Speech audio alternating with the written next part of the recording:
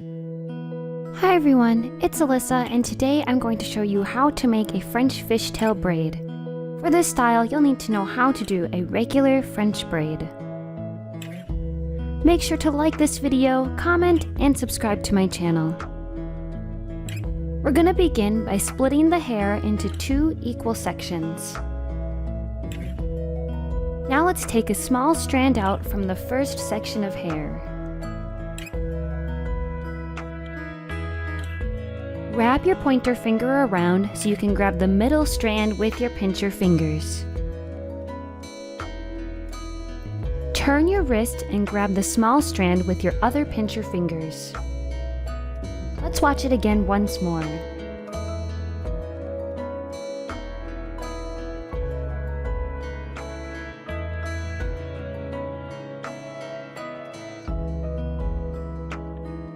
Hold your new strand with your pincher fingers so you can create another small strand with your pointer finger.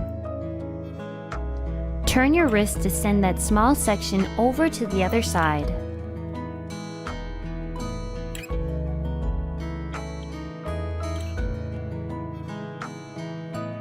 Repeat these steps.